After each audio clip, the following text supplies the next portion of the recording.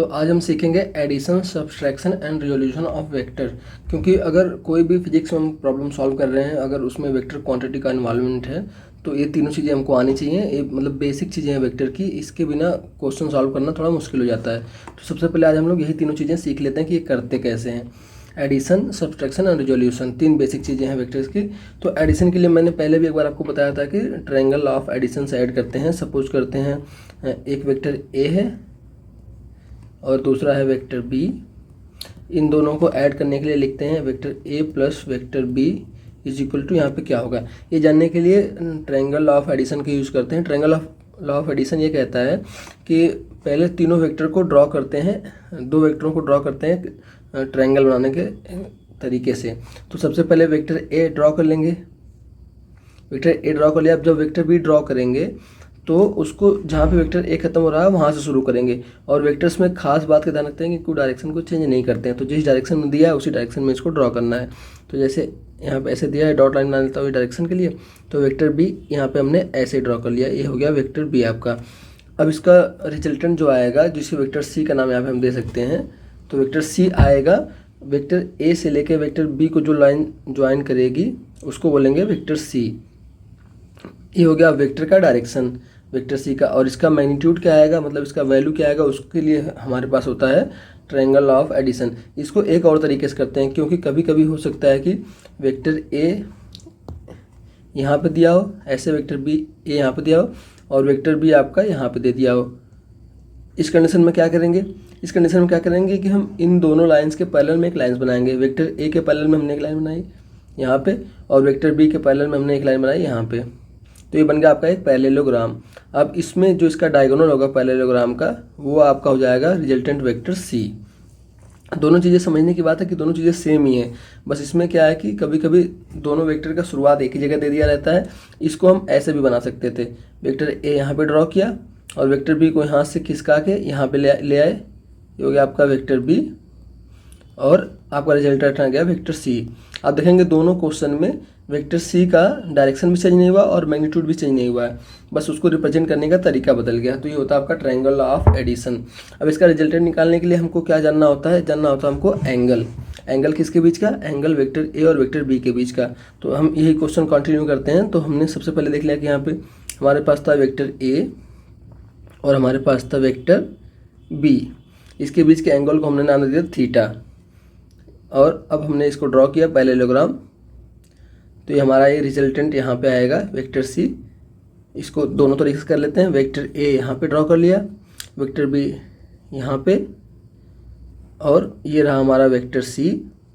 और हमारा थीटा कहाँ है, थीटा हमारा ये नहीं है, ये हमारा थीटा नहीं है। थीटा हमारा बन रहा है यहाँ पे, क्योंकि मैंने कहा था कि वेक्टर ए और वेक्टर बी के बीच में जो एंगल बनेगा वो थीटा बनेगा। तो ये ध्यान देने वाली बात है कि थीटा बनना है हमेशा वेक्टर ए और वेक्टर बी के बीच में। तो ये होगा हमारा थीटा।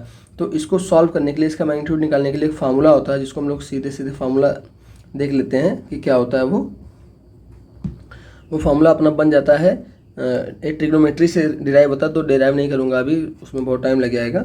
सीधा सा फार्मूला याद कर लें कि vector A plus vector B is equal to, इसका मैग्नीट्यूड ऐसे दिखाने के लिए मैग्नीट्यूड कर देते हैं, is equal to under root A square plus B square plus 2ab cos theta.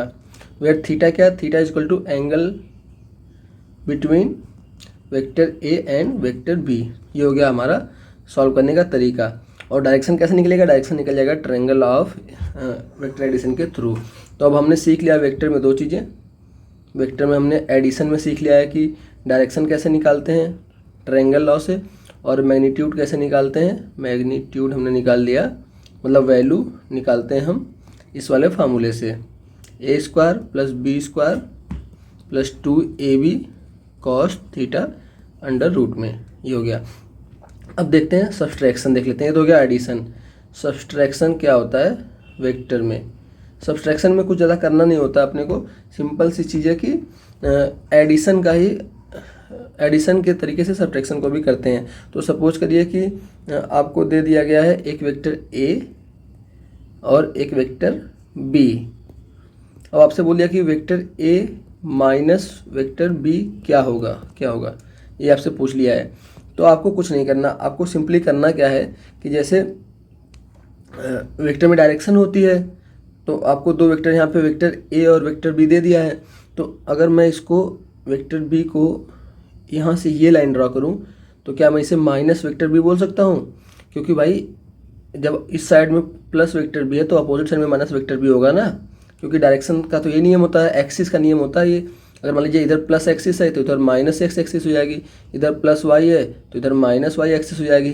तो इस हिसाब से अगर इसके एक्सिस पे हम देखें तो अगर इधर प्लस भी है वेक्टर तो इधर माइनस वेक्टर भी हो जाएगा।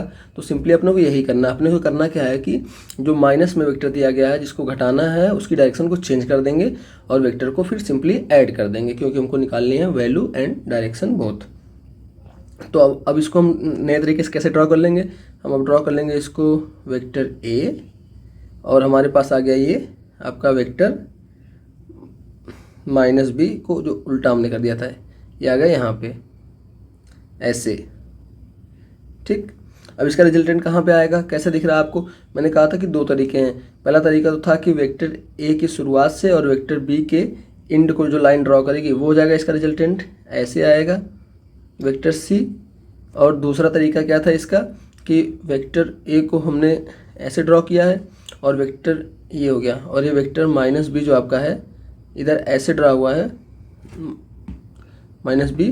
तो हमने इसको पैरेललोग्राम बनाया था, यहाँ पे ऐसे पैरेलल लाइन यहाँ पे बनाई और एक पैरेलल लाइन यहाँ पे बनाई, और इसका जो डायगोनल था वो हमारा रिजल्टेंट वेक्टर सी आ गया था। वेक्टर ए माइनस बी जो हम वेक्टर सी बोल रहे हैं वो ए आ गया था। अब इसको कैसे सॉल्व करेंगे? सिंपल सी तरीका है इसमें कि आपको इसके बीच का एंगल निकालना है, वेक्टर ए और बी के बीच का एंगल निकालना है। तो यहाँ पे वेक्टर ए ये रहा, वेक्टर बी ये रहा, तो ये हो गया पूरा आपका, ये हो गया एंगल थीटा। या फिर इस वाले क्वेश्चन में निकालने के लिए क्या तरीका है, इसको थोड़ा सा ऐसे ऐसे आगे बढ़ाएंगे तो ये हो गया आपका थीटा, निकल गया। अब इसका रिजल्टेंट क्या होगा? वही होगा vector A minus vector B is equal to, क्योंकि हमने एडिशन का नियम लगाया, इसको अपोजिट कर दिया था वेक्टर माइनस बी को, तो under root A square plus B square plus 2ab cos theta. इसमें भी थीटा क्या है कि दो वेक्टरों के बीच का एंगल है। अब एक तीसरा थोड़ा सा और इसी में आता है वेक्टर्स में एक, जिसे बोलते हैं हम लोग रिजोल्यूशन ऑफ वेक्टर। इसको बोलते हैं रिजोल्यूशन ऑफ वेक्टर। ये क्या होता है?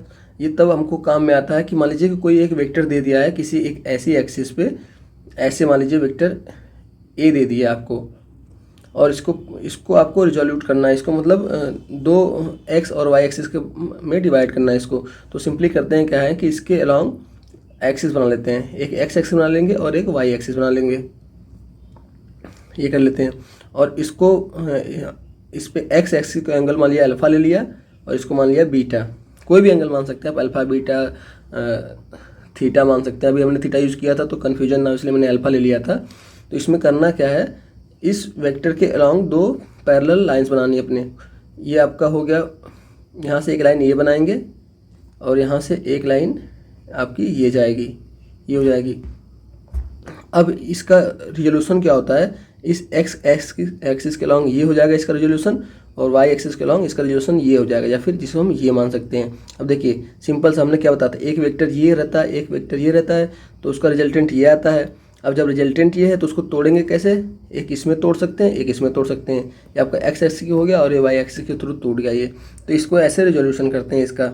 अब इसमें अगर इसको हमने माना हुआ है एंगल अल्फ़ा और इसको ए माना है, तो जो ये एक्स वाली वैल्यू आएगी वो जाएगी ए कॉस अल्फ़ा, और जो वाई वाली वैल्यू आएगी वो जाएगी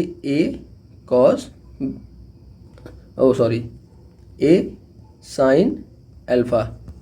ये आपको दो चीज़ें याद कर लेनी है कि सिंपल सी बात है कि जो एक्स जिस एक्सिस पे एंगल बना होगा वो वाला जो कंपोनेंट होगा वो कॉस होगा, और जिसके जो दूसरा वाला कंपोनेंट होगा वो साइन होगा। ऐसे इसको कर लेंगे, होगा आपका रिजोल्यूशन ऑफ वेक्टर। तो तीन चीज़ें अपने पास हैं, एडिशन, सब्सट्रैक्शन और रिजोल्यूशन।